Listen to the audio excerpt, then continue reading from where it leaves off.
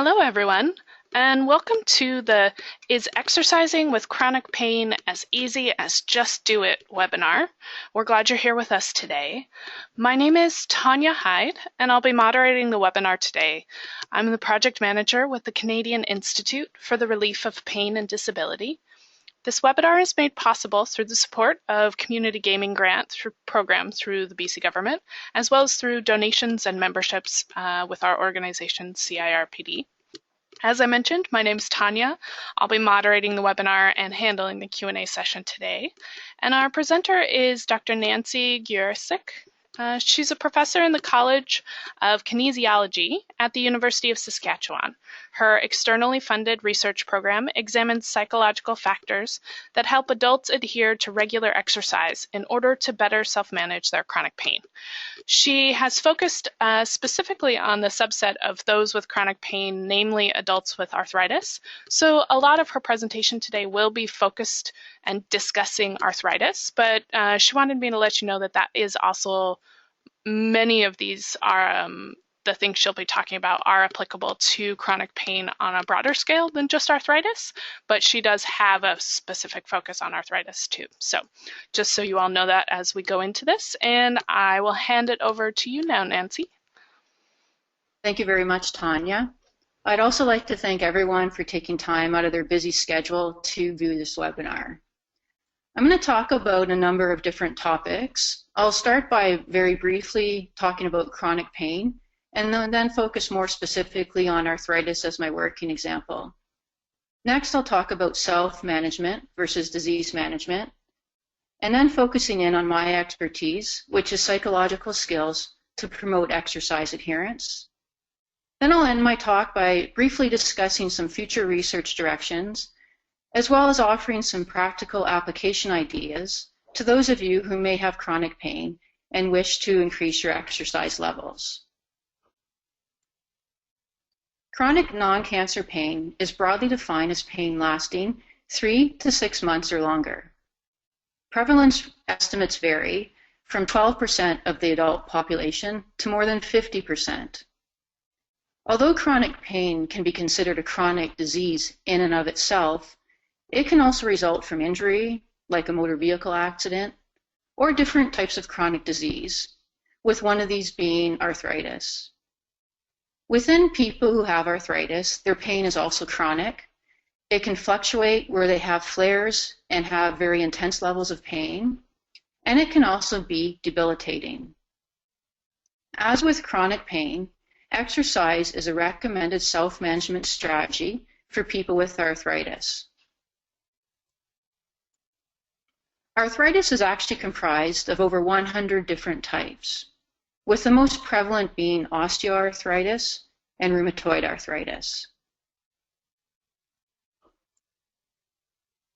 It's a common chronic disease affecting anywhere from 16 to 20% of adults, and nearly 1 in 2 adults aged 65 years and older. And by 2030, about 1 in 4 adults are estimated to have some type of arthritis. This disease also affects more women than men.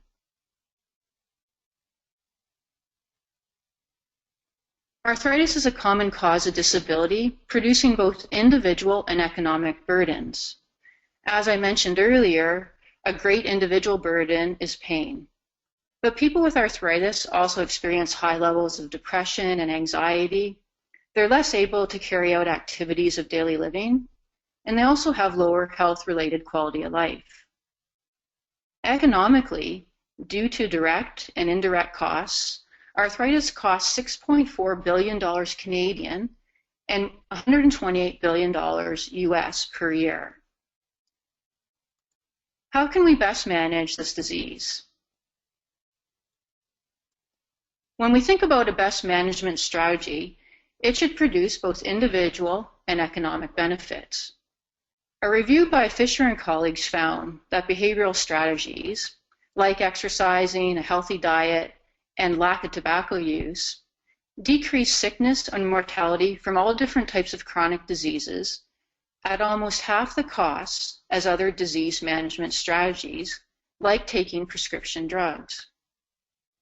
Their conclusion was that behavior did indeed matter in the self-management of chronic diseases. Behavioral self-management encompasses tertiary prevention.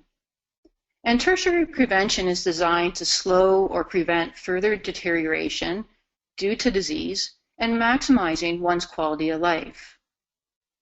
But how does self-management differ from disease management? Disease management involves the broader context of integrated care and treatment to best manage a disease. It involves individuals who have the chronic disease themselves, their healthcare professionals, and the healthcare system. Example disease management strategies include diagnostic testing, prescription drugs, and mental health support services. Self-management involves the behaviors that individuals themselves undertake to live well with a chronic condition and to optimize their functioning. Behavioral self-management outcomes include examples such as being able to monitor one's disease symptoms, take their medications, seek help when needed, and exercise.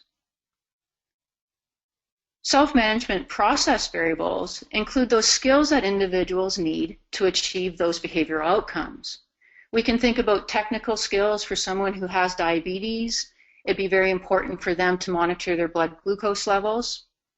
And what I'll focus on today are those psychological skills that are important for exercise adherence.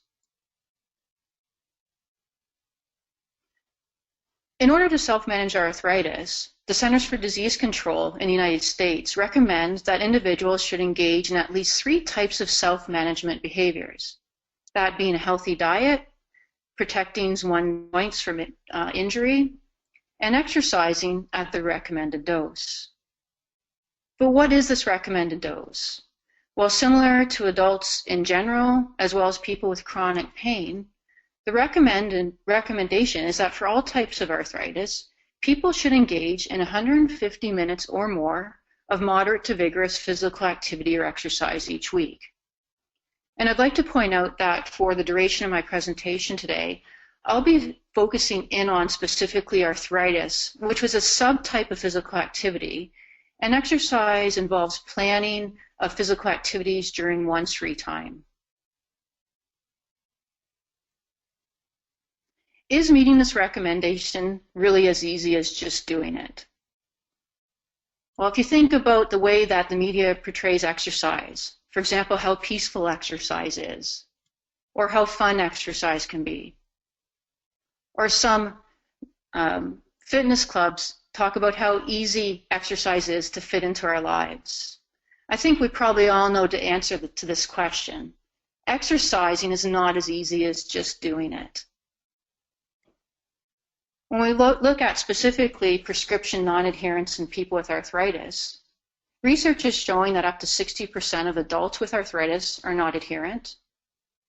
And when we look at people with chronic pain more broadly, a more recent study found that among adults, they engaged in only 16 minutes each week of moderate exercise.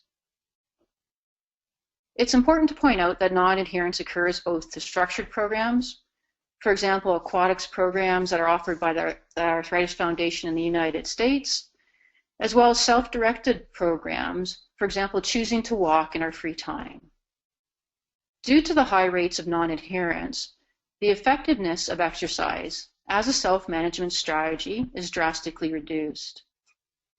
A number of years ago, researchers and clinicians got together at the Canadian Arthritis Summit and recognizing the low rates of physical activity adherence said that we really need to get together to identify key targets that influence people's adherence levels.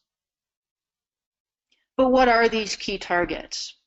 When we look at a social ecological model, targets involve both internal and external factors. Externally, we can think about policy factors. For example, in Saskatchewan, where I live, the city has a policy in place that every new neighborhood must have a certain amount of green space to hopefully promote people choosing to be active. We can think about community or institutional factors. We can think about the importance that significant people in our lives play in helping to motivate us to become active. And finally, we can think about those individual or interpersonal factors, which will be the focus of my presentation today. At a broad level, interpersonal factors involve characteristics of the individual. Some examples include age, disease status, or knowledge, as well as those psychological skills, which are process variables important for adherence to self-management behaviors. When we think specifically about the case of exercise failure or non-adherence, people must first be motivated and make plans to exercise. But unfortunately, many challenges arise that make carrying out these plans impossible. Psychological skills help people deal with these challenges. Ideally, psychological skills should be theory-based, because once we can reliably identify these processes or skills, theory tells us how to target them in order to subsequently improve adherence rates. In the arthritis and exercise domain, what skills seem to be important? Well, there's been a lot of research done and a lot of skills have been identified. However, I'm going to focus on two: self-regulatory efficacy, which has a large evidence base, as well as pain-related beliefs. And I'll spend a little bit more time talking about these pain-related beliefs. It's important to understand that you can think about these psychological skills as being the tools that we need to overcome our challenges in order to carry out our exercise plans. Focusing first on self-regulatory efficacy. This involves the confidence and abilities to change our behaviors, our thoughts, and our emotions when challenges arise in order to reach a desired goal. We can think about a goal being regular exercise to better self-manage pain. According to theory, when challenged, people will either persist and remain task diagnostic, thereby reaching their goals and adhering to exercise, or they'll give up and not adhere. More specifically, people with high confidence beliefs should be those who persist and adhere, and those with lower efficacy beliefs are typically those who give up and don't adhere to exercise.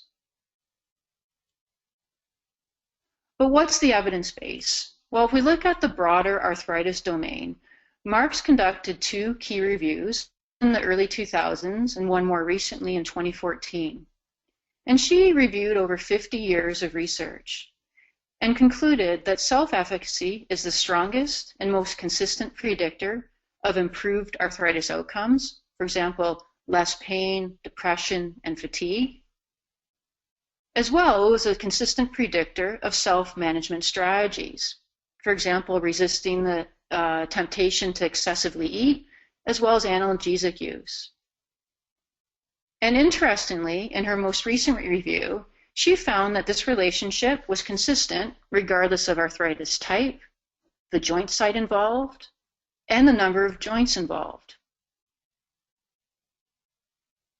In the more general exercise domain, Artinian and colleagues and Brawley and colleagues conducted two reviews, and they concluded that self-regulation skills and related efficacy beliefs are key.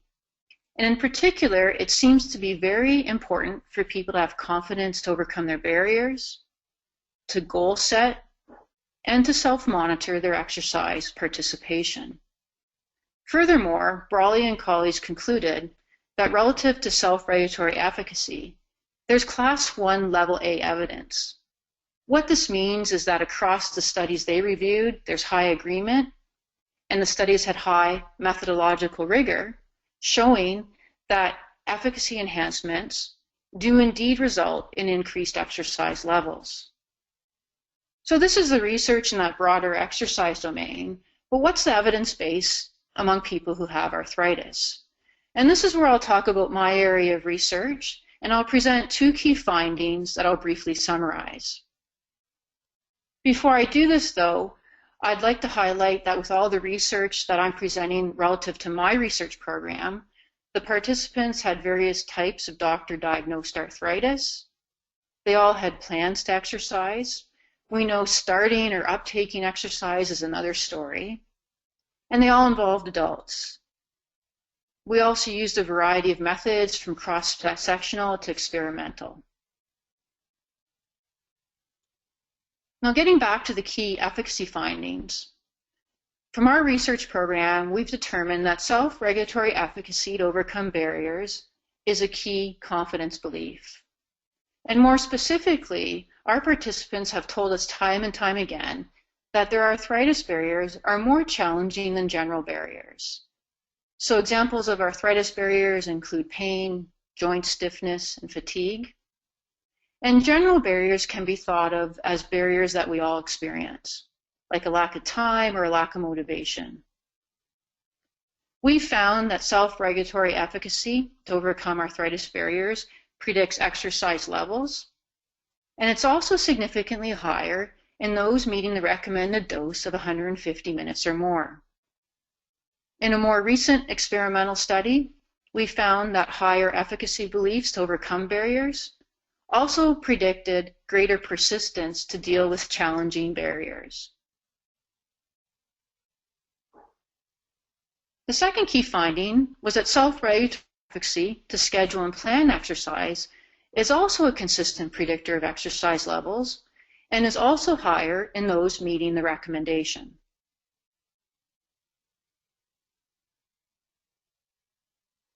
Because of the consistent findings not only in the arthritis domain but the exercise more broad domain, it's important to help individuals to learn, practice, and master key self-regulatory skills.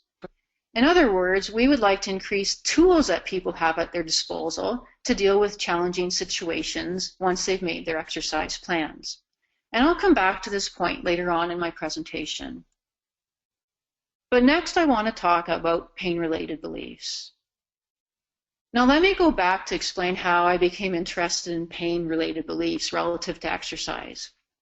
In earlier arthritis research, people oftentimes reported through qualitative methods as well as on surveys that their arthritis pain interfered with their exercise. However, what became extremely perplexing was that research was finding that pain was no worse on exercise days versus non-exercise days. And pain is really an inconsistent predictor of exercise.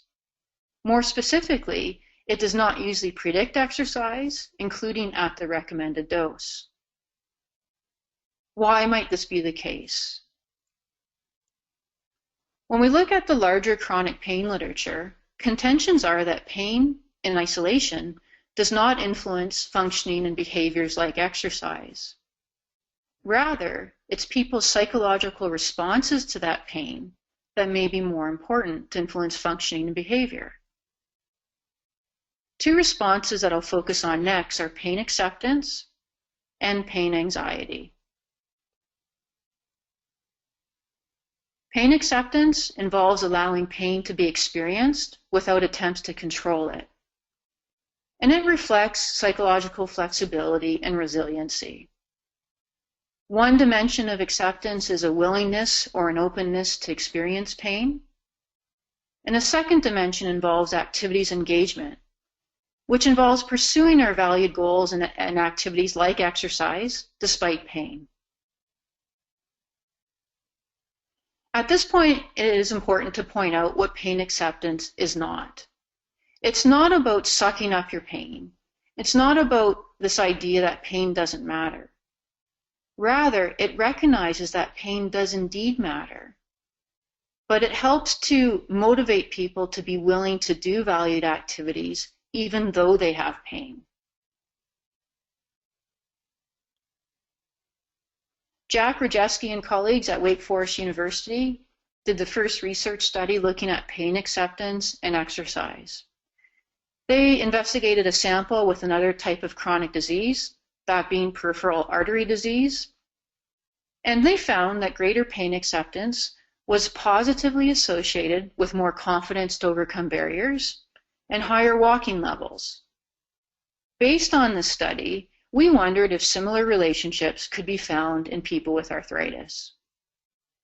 We sampled 118 women who had this disease and divided them into greater and weaker pain acceptance groups.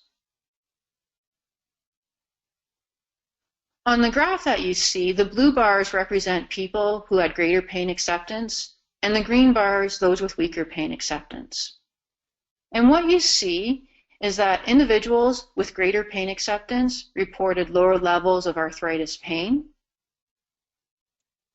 more confidence to overcome their arthritis barriers, and expected that positive outcomes from exercising, like less pain and fatigue, were more likely to occur than their weaker pain acceptance counterparts. But what about exercise? As you can see here, greater pain acceptance people were engaged in significantly higher amounts of exercise than the weaker pain acceptance group. And please make note of the blue bar where you see the average exercise was well above the 150-minute minimum recommended level.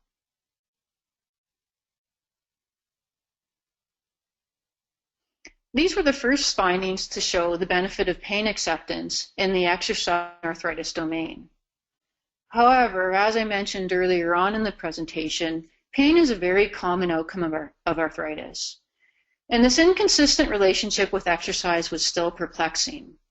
We went back to not only this study that I presented, but a number of other studies that I haven't talked about, and noticed that for our participants, their average pain rating was about a 5 on a 0 to 10 scale. So we were thinking, well, maybe participants were not in sufficient amounts of pain where pain served as a challenge to their exercise plans. In other words, pain was manageable. So we wanted to investigate people who had an arthritis flare. And why we focus on an arthritis flare is because a flare overall represents an exacerbation of typical arthritis symptoms, and one of these being pain. So we did that study, and we also examined efficacy to overcome arthritis barriers and efficacy to schedule and plan exercise. This study was a 2-week prospective study. At time 1, we measured the 2 types of efficacy beliefs, as well as their overall pain intensity from their arthritis. At time 2, we measured their self-reports of exercise over that 2-week period, and a number of flare-related factors. All participants experienced at least one arthritis flare, and as you can see at the bottom of the screen, 24 individuals met the recommended dose of exercise, and 32 did not. So again on the screen, the sufficiently active people were those who met the dose, represented by the blue bars, and the green bars represent those who did not meet the exercise dose. What was interesting is that the 2 exercise groups did not significantly differ from each other in their overall arthritis pain, in the amount of flare pain they had during that 2-week period, or their number of flares. However, those who met the dose had significantly higher confidence in their abilities to schedule and plan exercise, as well as their abilities to overcome arthritis barriers.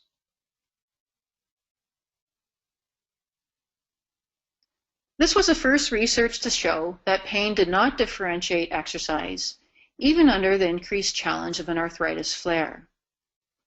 The study also provided further support for the important role that self-regulatory efficacy beliefs play, and in particular, higher efficacy beliefs may be advantageous for adherence when people experience chronic disease-related challenges. Next, I'll focus on pain anxiety. Our research group decided to focus on this response to pain because people with arthritis often experience it, and some research suggests that they experience it at a higher rate than depression. Pain anxiety is an emotional state involving anticipating a threat. The problem with pain anxiety is that it may cause avoidance of a future event that one expects to cause pain, like exercise. But how might anxiety specifically impact exercise behaviors? According to the fear avoidance model, when people have pain and elevated pain anxiety, they may follow an avoidance or a confrontational pathway. In the avoidance pathway, people negatively interpret their pain, which increases their pain anxiety and should increase exercise avoidance. And according to the model, people should use maladaptive exercise responses to their pain anxiety. For example, rather than carrying out plans to exercise, they may choose to watch TV, spend time relaxing with a friend, or simply rest. In the confrontational pathway, people respond more positively to pain and anxiety, leading to continued participation.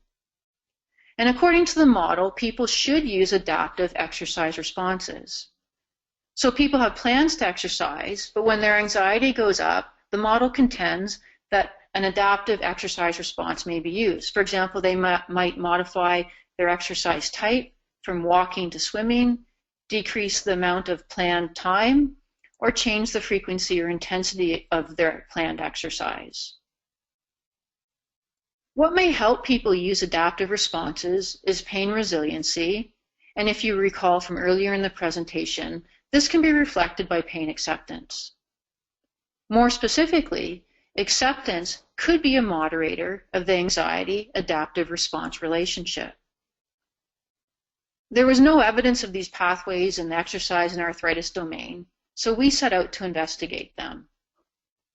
We conducted a prospective study where at time 1, people reported their overall arthritis pain, pain anxiety and acceptance, as well as their use of maladaptive and adaptive responses. And at time 2, we collected measures of their exercise over that 2-week period. First, focusing on the avoidance pathway, you can see here we did a hierarchical multiple regression. In step 1, we wanted to control for pain levels, and then we added pain anxiety in step 2. The full model accounted for 44% of the variance in the use of maladaptive responses. And in support of the fear avoidance model, pain anxiety was a significant predictor of maladaptive responses. And more specifically, as pain anxiety went up, people tended to use maladaptive responses more often. Next, looking at the confrontational pathway, we again did a hierarchical multiple regression, controlling for pain in step 1. In step 2, we added pain anxiety and pain acceptance. In step 3, we added the interaction term to look at the moderation hypothesis. The full model accounted for 20% of the variance in adaptive response use. In addition to pain being a significant predictor of adaptive responses, the interaction term was also a significant predictor. Let me graph out this interaction on the next slide here. I'd like you to focus in on those people who had low pain anxiety. More specifically, people who had low pain anxiety and high pain acceptance tended not to use adaptive responses very often. However, people with low pain anxiety and low pain acceptance reported using adaptive responses quite frequently. And then if you focus on the high pain anxiety people, regardless of their pain acceptance levels, they tended to use a high number of adaptive responses. So really, what does all this mean? Well, the findings seem to suggest that pain acceptance helps people deal with their anxiety. More specifically, it seems to promote the use of adaptive responses only in those situations when needed. Recall that people with lower pain anxiety and higher acceptance reported less use of adaptive responses, whereas lower pain anxiety and lower pain acceptance was associated with more use. And then when pain anxiety was high, both groups of people used adaptive responses no matter what. This suggests that higher pain acceptance is very beneficial to people. And what it seems to do is help people recognize that pain anxiety is a challenge requiring adaptation only when it's higher. The benefit to this is that we don't drain our thinking fuel tank. You can think about our brains as having a limited capacity to deal with challenges. If we're always dealing with a challenge, the brain tires, it drains our fuel, and we don't have any left to deal with challenges. But when people have higher pain acceptance by recognizing that anxiety doesn't always have to be dealt with, the benefit is that it leaves some fuel or strength left to persist to deal with other exercise challenges. In contrast, lower pain acceptance seems to be associated with people perceiving their pain anxiety as a challenge at all times. Recall from the study that I just presented, those people use adaptive strategies regardless of their pain anxiety, which can drain their fuel tank. Thereby, they're less able to deal with other challenges. Up to now, I've talked about people who either met the recommended exercise dose or those who are insufficiently active. But what about people who are completely inactive? Do they differ in their psychological skills from those who meet the exercise dose and those who are insufficiently exercising and are not meeting the dose? The importance of answering that question is that if profiles do differ between the groups, then from an intervention perspective, it would be important to promote psychological skill development to that same level that sufficient exercisers have. To investigate this, we conducted a 2-week study where 83 people met the dose, 89 did not, and 103 of our participants were completely inactive. And we compared them on the pain factors that you see. The MANOVA analysis was significant, indicating that the 3 groups did indeed differ from each other. But where did they differ? Well, you can see here again, the blue bars are people who met the dose, the green bars are insufficiently active people, and now we have the pink bars, which represent our inactive group. Our inactive group reported significantly lower levels of pain acceptance than the other 2 groups. They also reported significantly higher levels of pain anxiety than the other 2 groups, and more intense pain from their arthritis. We also found that the 2 exercise groups differed from each other.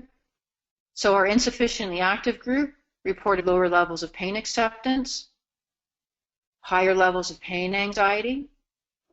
However, they did not differ in their arthritis pain intensity levels. This was the first evidence to show that inactive individuals do indeed differ in their psychological profile. Namely, they have higher levels of pain, lower pain acceptance, and higher pain anxiety. Our research continued to show evidence that our insufficiently active group differs from sufficiently active individuals. Taken together, our research program is suggesting that among inactive people, it may be very important to decrease their pain to manageable levels first through disease management approaches, and then to focus on enhancing their pain acceptance. If you recall from that moderation study, higher levels of pain acceptance seem to buffer people's pain anxiety. How can we help individuals with chronic pain exercise and learn key psychological skills? When we went to the research to find out how we can do this, there really wasn't anything there. So over the past year, we decided to ask the experts. But who are these experts? Well, they would be people with chronic pain themselves, their significant others, healthcare providers, as well as community-based exercise providers. Our study was designed to have these groups of people identify gaps or needs in services and related pain in psychological skills education. We conducted 10 focus groups in both rural and urban locations in Saskatchewan. We ended up with 63 participants who ranged in age from 24 to 85 years. 29 of these individuals had chronic pain, 10 were significant others, 10 were healthcare providers, and 14 were exercise providers. 3 primary themes emerged from our data analysis. First, opportunities for people with chronic pain to exercise. Second, knowledge about chronic pain, exercise, and psychological skills. Third, supports to exercise with pain and receive psychological skills education. Focusing first on opportunities, all groups recognized that many exercise opportunities existed, particularly in urban settings, but few targeted specifically people with chronic pain. All groups also recognized that there was limited or no education available on exercising with pain, as well as on the more broad concept of chronic pain itself and psychological skills important for adherence. Chronic pain, significant others, and healthcare provider groups were expressed uncertainty about which community-based exercise programs were safe and could be recommended for people with pain. In terms of knowledge, all groups expressed the need for more information on exercise and pain, and all groups had limited to no awareness of those key psychological skills that are important for adherence. Chronic pain participants thought it was really important that healthcare providers know of recommended exercise programs in their locale so that they could refer the patients to those programs. Also, chronic pain and significant other groups identified exercise providers as being the key knowledge delivery agents. And I'll come back to this point a little bit later on in the presentation. Finally, the 2 provider groups recognized that they had a lack of training and knowledge about exercise and chronic pain. In terms of supports, chronic pain participants expressed a desire to exercise in a group program that had a high standard of care and no variability between programs. So if a chronic pain individual wanted to take program A or program B in the community, they could be assured of the fact that both programs had a high standard of care. They also felt that the program did not have to be specific to them, but that the exercise provider had the knowledge to adapt exercises dependent on the participants' pain levels, as well as be able to educate them about their chronic pain and those psychological skills. They also thought it would be important to be referred to these programs by healthcare providers who had a lack of time to educate them about their chronic pain and exercise. As well, they expressed doubt that healthcare providers had the knowledge about exercising with chronic pain. Significant others identified exercise providers being in need of more training on modifying exercise and education on pain and skills. And both provider groups recognized that they needed better linkages so that the healthcare providers could provide referrals to exceptional exercise programs offered by these providers. Taken together, what this research study told us that it's very important for healthcare providers to refer chronic pain patients to knowledgeable providers that offer high-quality exercise programs.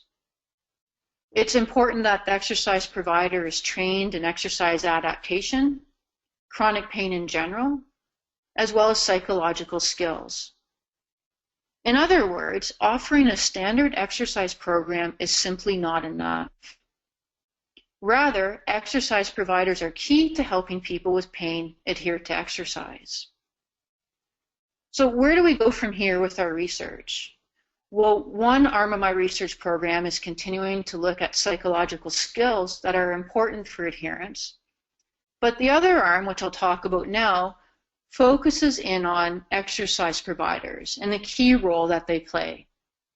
We're currently developing, and we will test an educational tool that will hopefully increase their knowledge about chronic pain, exercise adaptations, and psychological skills. In the longer term, we hope to work with provincial or national organizations to offer continuing education credits or some type of certification in which providers can say they have training and expertise in adapting exercise depending on pain levels, chronic pain in general, and psychological skills to promote adherence. This would ensure a high quality of care. In the short term, though, what can be done? So here's some practical recommendations if you do have chronic pain and you're wishing to increase your exercise levels. First, it's important to recognize that exercise is a commitment for life, and it's not as easy as just do it. Rather, exercise failure is natural and expected. We all have lapses in our exercise behavior, but what is very important is to prevent a relapse, which is a long-term time period of inactivity. But how can this be done? Well, it's very important to make regular plans to exercise and treat those plans as an appointment that simply can't be missed. It's also important to identify and practice strategies to deal with barriers. And how can we do this? Well, there's a process involved. First, it's important to identify challenging barriers. From our research program, we know that challenging barriers are those that not only occur with a high frequency, but also are perceived by individuals to be very limiting to their exercise plans. Once those challenging barriers are identified, then it's important to brainstorm possible coping strategies. People with pain can do this on their own, but it's best to do this with other people with pain, as they may bring other possible ideas for ways to cope. And then there's a process involved where you will try certain coping strategies and maybe you fail. But it's important to try again, and be flexible in your strategy use.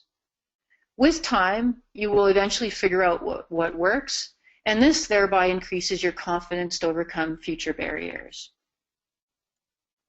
It's also important to be nice to yourself. In other words, use adaptive strategies when your pain is higher, like altering the amount of time you plan to exercise, the type or intensity of that exercise. And it's also important that it's okay to take a break if necessary, particularly when your pain is at a very high level and you simply cannot exercise. Once it gets down to a more manageable level, then you can uptake your exercise plans once again. In terms of developing pain acceptance, if you can seek out perhaps licensed psychologists who offer acceptance and commitment therapy. This is a mindfulness-based type of therapy where people learn to make room for painful sensations as well as responses such as pain anxiety in order to pursue their valued activities, which hopefully is exercise. Through acceptance and commitment therapy, people learn to allow the presence of pain without struggling with it. Hopefully from my talk today, you learned a little bit more about the key psychological skills that are important for exercise adherence. But remember, these skills are only one piece of the adherence puzzle. These are internal factors, but we also need to think about those external factors like other people, institutional or public policy factors that can influence people's exercise levels. It's my hope as we move forward that researchers, clinicians, and people with pain can come together to identify the most influential factors, and thereby we can create more effective interventions to help people with pain adhere to exercise. Before I end today, I'd like to thank all my colleagues who have been involved in my research program over the many years, as well as postdoctoral fellows, graduate and undergraduate students. A special thanks, of course, to participants. Without them, I wouldn't be able to do my research. And granting agencies, including the Canadian Institutes of Health Research, the Social Sciences and Humanities Research Council of Canada, the Saskatchewan Health Research Foundation, and the Saskatchewan Community Initiatives Fund. At this point, I'd be more than happy to take some questions. Wonderful. Thank you very much, Nancy. We do have a couple of questions. One, someone was interested in knowing if you looked at all at different exercise outcomes for people when their arthritis pain is greater when they're moving versus when they're not moving. So they have less pain when they're like sitting or standing, but more pain when they're walking or that, and if that had influence in the exercise outcomes. We did not look at that, but what I would say is that I think people with arthritis, once they've identified maybe movements or exercises that they can do depending on their level of pain, that these psychological skills would be important, whether people are, for example, sitting in a chair and doing gentle movements versus getting out there and walking. That those skills are key across the board in terms of promoting exercise adherence. All right, and then we had another person who is a person with pain saying that they have often used swimming as a way of exercising, and they recently ran into an issue where the pool was no longer as warm as it used to be, and that cold water caused them to have much more pain, and they aren't able to swim in the same fashion. And wondering what kind of steps could be taken to breach that kind of a barrier where it's not necessarily something that you have control over, because they'd like to get back to swimming as their main exercise form. Yeah, that's a difficult question to answer. What I can say is that that type of barrier is quite common among people who are swimming for exercise. So, for example, in Canada, a number of years ago, the Arthritis Society regularly offered a swimming program. And to be stamped as an Arthritis Society program, the pool temperature had to be at a certain level. But what ended up happening in a lot of facilities that offered that swim program is it cost a lot to keep the water heated to that level. And therefore, as the person who asked the question said, it's really difficult to swim in water that's not as warm. That's a much harder question to answer, and that would really, I think, go back to what I said, how I ended my presentation, that we really have to get together to work with people. In this case, they could be the fitness center or leisure providers in our community to try and figure out maybe a way where that temperature in the pool can be raised again. But that's very, very difficult when we can't control those external factors, unfortunately. All right, and then, someone was just asking, I skipped past the question there. What continuing studies are you participating in regarding to pain management? Will it be arthritis-based groups that you look at? Yeah, that's a good question. There's going to be some of our research that are only focused on arthritis, but we're also expanding our research to look at people with chronic pain in general. Because the idea here is that these psychological skills really aren't so much dependent on whether we have chronic pain in general or chronic pain from arthritis. They seem to be quite applicable to that larger chronic pain population. So I see my research program really going in that direction of opening up to people with chronic pain in general. All right. And then how can healthcare professionals and clinicians best assess pain, anxiety, and acceptance within their, initial contacts or over a course of time with patients? Yeah, that's a good question. I mean, there's surveys that are out there that assess pain anxiety. There's a 20-item measure out there, and it can be probably completed by a patient in, I don't know, probably a couple minutes at the most. There's also a measure of pain acceptance that, again, it's about 20 items, and, similar to the pain anxiety measure, people can complete it relatively quickly. So I think if there's providers who are interested in getting those surveys, if they can email me, I'm more than happy to share those measures with them. Okay, wonderful. And there's a person with pain who is curious about the type of barrier when you have a pain where exercising, even though the person really enjoys exercising and wants to keep doing it, does cause more pain. And wondering what, if you, in the discussions with people, had conversations about strategies for that kind of barrier? Yeah, it's a bit difficult to answer because, I'm not quite sure why they're having more pain. For example, if they're having more pain because of the type of exercise they're doing, maybe it's a weight-bearing activity like walking, then the suggestion would be to go to a non-weight-bearing activity like swimming, possibly. Or perhaps maybe they're having more pain because they're doing it for too long of a time. And we can think about, yeah, the recommendation is 150 minutes or more, but we also have to sort of overlay that recommendation with people's pain levels. And so if someone is having a bad pain day, they should either not do activity, if it's not at a manageable level, or if they feel like they can do a little bit of it, a little bit is better than none, as long as they feel like they can do it. Okay.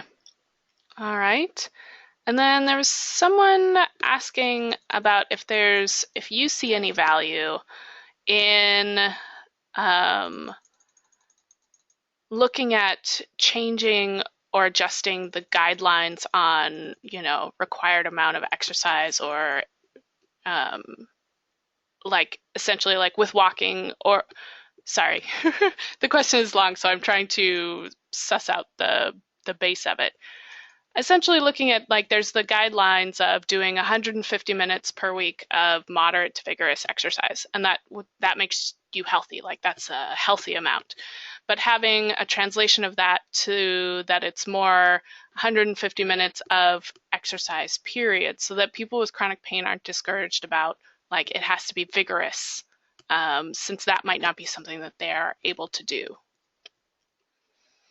Yeah, our recommendations in Canada a number of years ago involved a recommendation around light activity, and so researchers and clinicians got together and came up with these newest recommendations. But I think what's important for people to understand is that 150 minutes minimum is really to produce health benefits. But again, I really think it's important for people to overlay their pain on top of that recommendation. And there's evidence to show that a little bit of exercise is better than no exercise. And also in terms of what is moderate or what is vigorous, people having a good understanding of that. For example, in undergraduate students that I teach, walking to them is often viewed as a light activity. However, if you talk to an older adult, walking can become a moderate or even vigorous activity. So maybe understanding what do we mean by moderate and vigorous intensity and how that can change depending on our age or our disease status might do a lot of good in terms of making those recommendations a little bit more believable that, I can actually reach that recommendation given my age or my disease status. All right.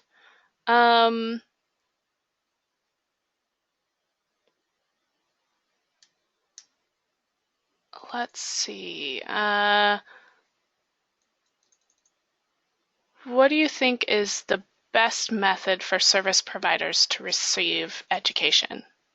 Yeah, I wish I knew that, then we wouldn't have to do this future research. It's really hard. In our research that I talked about, we had all different kinds of health providers, from physiotherapists to occupational therapists to pharmacists. And we actually asked them that, and there was not a clear answer. Some of them wanted, continuing education. Some of them wanted just some reading material. So in addition to trying to figure out preferences, what our research group really has to consider is sort of what is the minimum education that we can help to develop and deliver to providers that really increases their knowledge about exercise and chronic pain. So I can't answer that right now, but we are looking into those types of ideas, and it's a very good question. All right. And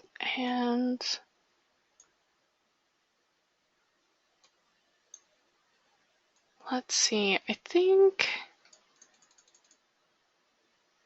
that might be the majority of the questions. I did get a comment for the person, if she is still online, who had the question about cold water, the water being too cold, is that they recommended could be wearing different water clothes that are designed to keep you warmer in the water, like more encompassing tops and bottoms. They recommended the company called Bare, Bare, as an option, just for a little bit of tossing out some of that brainstorming with others that you had discussed, Nancy. Yes, that's great. I'm glad that they typed back in that information. Let's see. And then someone said they had a couple more questions.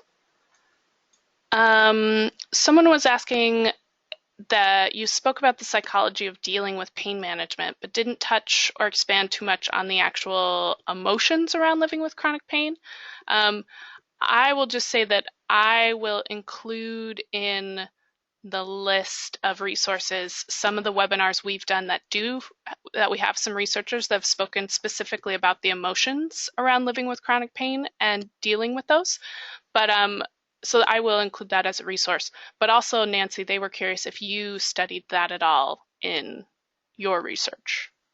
Yeah, the only emotion that we really examined thus far has been pain anxiety.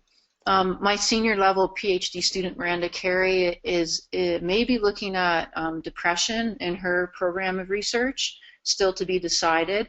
But I talked a little bit about my future directions in terms of looking at other psychological skills or factors involved. And considering the emotional outcomes that pain has on people, that would definitely be an area of investigation that I'm going to be pursuing. All right. And then there was a question for someone who wants to exercise more, is going to exercise programs with exercise providers. Do you have any thoughts about how to express to someone who isn't necessarily trained in dealing with people with chronic pain about their limitations and about what chronic pain is, so that the exercise provider can understand better? This person says they tend to kind of ramble or go on too much about the chronic pain, and they don't really have a concise way to discuss it with them. Yeah, that's a good question too. In that focus group work that we did, I know some of our chronic pain participants struggled with communicating to the provider not only that they had pain, but how it can affect them and how variable it is. Maybe one idea might be for that person who maybe feels like they ramble too much is to make, 5 bullet points. And if they think about the story they want to tell the provider, and then think about, okay, what are the 5 key points that I want to tell this person about my pain and about exercising, and what I'm looking for from the provider. Specifically, maybe they're looking for the provider to offer some recommended adaptations, and do they know how to make those adaptations? Maybe that might be a way to distill, what is a complex story down into, maybe 5 key points that might help that person's experience in that provider's class. Wonderful. I think that's that's really good advice, and can be used for also being able to describe your pain experience to multiple types of providers, not just exercise providers. I think that's really good. Okay, I think we're going to go ahead and end the webinar. We're right at time, and we covered all of the questions, so that's great. And thank you so much, Nancy, for the presentation. I think it was very informative and really good way to look at exercise and understanding how it relates to pain acceptance. So that was really great. Yeah, thank you very much.